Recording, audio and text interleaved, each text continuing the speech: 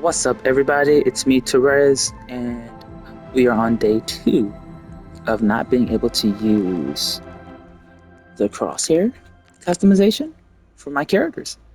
Um, it's a bug glitch. Stick around as I discuss why or how PvE definitely could work for Overwatch 2. Um, but yeah, so if you go over to the control section, you are not able to, like, usually right between the wireless controller settings or whatever inputs you have and the movement section is your ability to adjust your crosshair. It's gone. Like, it's just not here.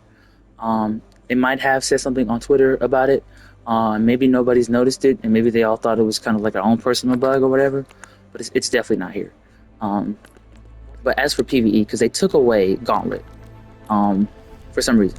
So you go to Hero Mastery, you had the option to do Gauntlet, and you had the option to do the specific heroes and stuff. So they took away Gauntlet mode, and for me, I Overwatch 2 definitely could have done it. We had Overwatch 1 where you had PvE and stuff in it. So if they would have just recycled it and gave us the event PvE stuff that we had, like the Black Watch, the anniversary one, and like the one that they did for like Uprising and stuff like that. And Halloween Junkenstein. Everybody loves Junkenstein. So like somebody said the other day that like PvE doesn't work on PvP games. And for me, that kind of like I kind of laughed inside because it's like I don't think that makes sense because Call of Duty Black Ops 3. I know people, just to preface, I know people who would just rather who got Call of Duty just to play the campaign mode. And there's people I know in my friend group that just like I'm gonna buy Call of Duty for the campaign mode, and then they kind of branch off into multiplayer once they're done with the campaign. There's plenty of people who play Call of Duty for the campaign and then just branch over into the multiplayer mode. People like people like the stories for video games. People like something to hold on to in video games, so that when they go to maybe a multiplayer mode in that game, they kind of like have this sense of like I know how like the lore behind this game, and I respect it and I appreciate it. And now I'm going into the multiplayer mode to kind of like play with these characters that have lore attached to them that I know their stories behind. I felt their stories.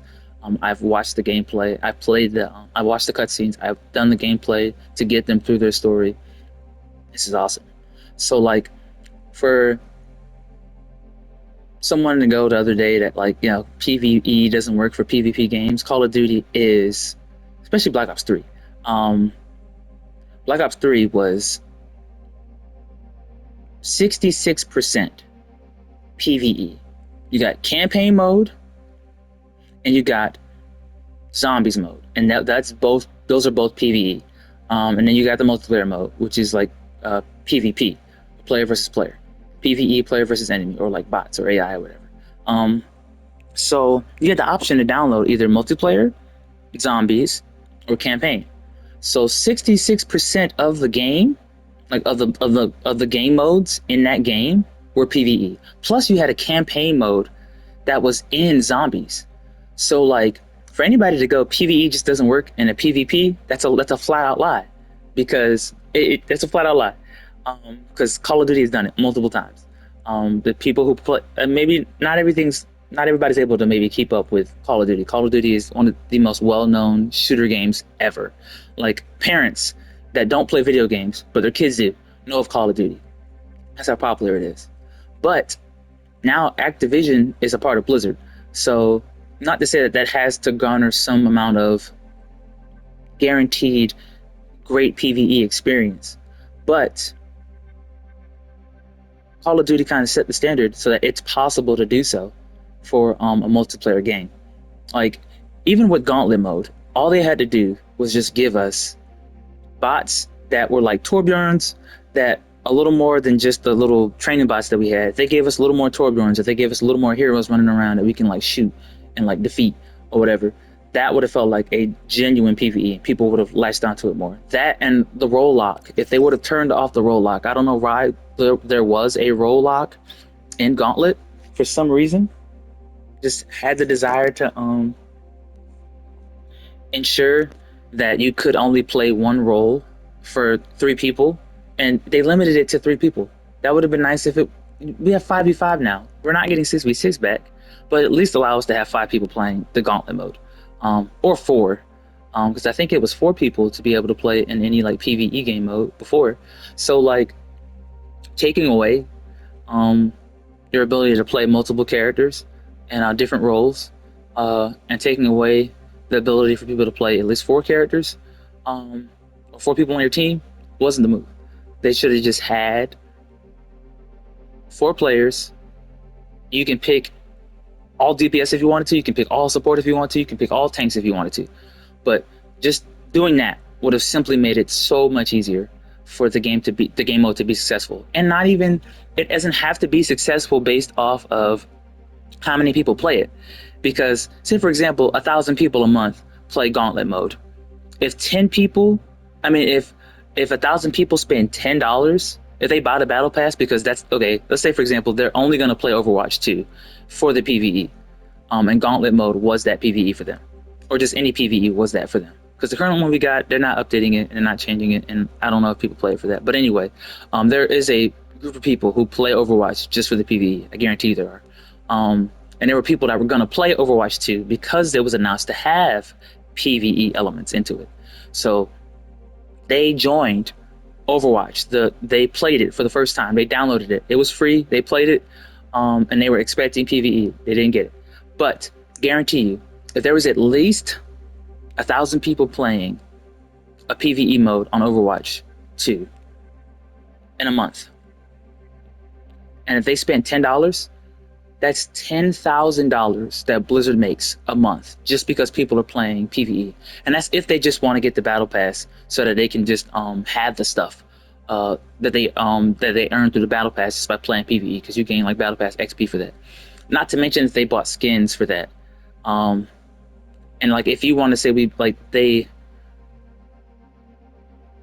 if they bought skins, like that'll be like $50 maybe a month per person, if that much, but maybe probably 20.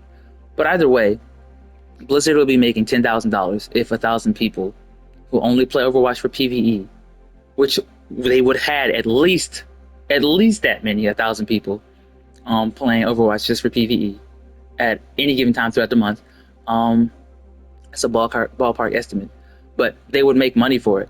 But it's more, I feel like it's more or less people in like a boardroom that are talking on behalf of like shareholders or people who invested money into Blizzard or Overwatch 2, that they're not seeing the numbers that they want to see, so they're convincing the people who kind of like control the devs to say, hey, scrap PVE, let it go, because our shareholders don't want it and feel like they're not meeting certain numbers. But that comes from a lack of like business understanding, that like if there is at least 1,000 people who are playing your game for a specific game mode, and they're spending, and this is not hurting your servers because you can afford to have a servers open for this. This is just 1,000 people in reference to maybe 10,000 people who currently play your game throughout a month. 1,000 of those people are playing a PVE game mode, so this is not hurting your servers at all. It's gonna be okay. That's, if they all spend $10, that's $10,000 that's made pretty easily. So like, for that to not be a thing, for them to not like try to do PVE, it's definitely shareholders. It's definitely people who are convincing other people at the top that control the devs, that make the decisions for our games, that give us the that have teams that give us skins, have teams that give us game modes, have teams that give us the changes to our characters that we need or want. Like it's definitely them who are influencing. It's definitely the people who are over the devs that talk to the shareholders that are influencing them. Hey, we got to cut this specific game mode when you don't have to. There's money to be made. If there was just somebody that was just like, oh, I see here that we made $10,000 a month from people who play PVE that we wouldn't have had otherwise, and I appreciate that. So let's keep PVE around. That's $10,000 we're gonna have that we wouldn't have because those 1,000 people would not be playing the game if there wasn't a PVE mode. Like we just need somebody up there to convince these people of that, because everyone kind of like regurgitating that, well, PVE just doesn't work for Overwatch is kind of like, I get it. You love your favorite streamer who probably says the same thing, but not many people know there's money to be made. And like people don't, there's money to be made, and not everybody knows how to make money.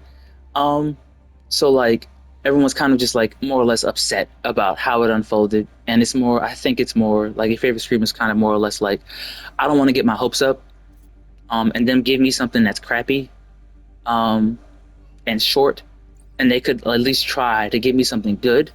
Um,